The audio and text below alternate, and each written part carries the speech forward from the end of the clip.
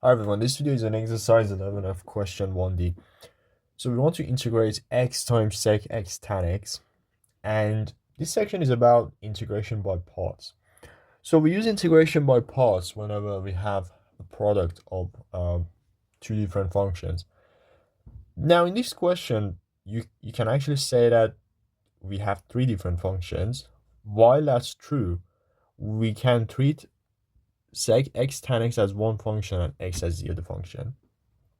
And that's because x by itself is a very easy function, and then we can use that to make some easy basically integration at the end. So now in terms of integration by parts, we need to make two choices at the beginning. So u du dx, and then we have v dv dx. So the choices are u and dv dx.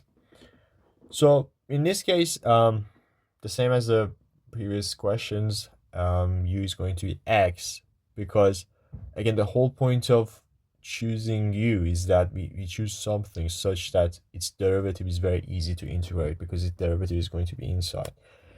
So remember that the formula that we use for integration by parts is uv minus du dx times v dx. So that's why we want the derivative of u to be something that is easy, because we have that inside the integral.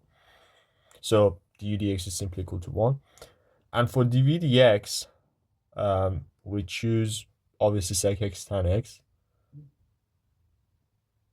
And that actually integrates nicely because that's a standard result and it just integrates to sec x. So now we can substitute these into the formula. So uv is x times sec x minus 1 times sec x dx. Okay, now at this point, we have the integral of sec x, and this is another standard result that you'll have in the formula booklet. And the integral of sec x is equal to ln of mod sec x plus tan x.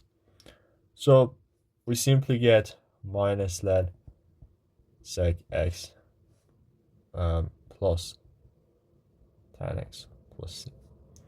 So one thing is that always just be aware of the standard results that you need to memorize, and also the ones that you have in the formula booklet, so that as soon as you see different trigonometric functions, you can then just have a clear idea of whether you should use some standard results, or it's actually maybe something like u substitution, because it's not all the time that you can use a standard result. Sometimes it just use substitution, or maybe reverse chain rule.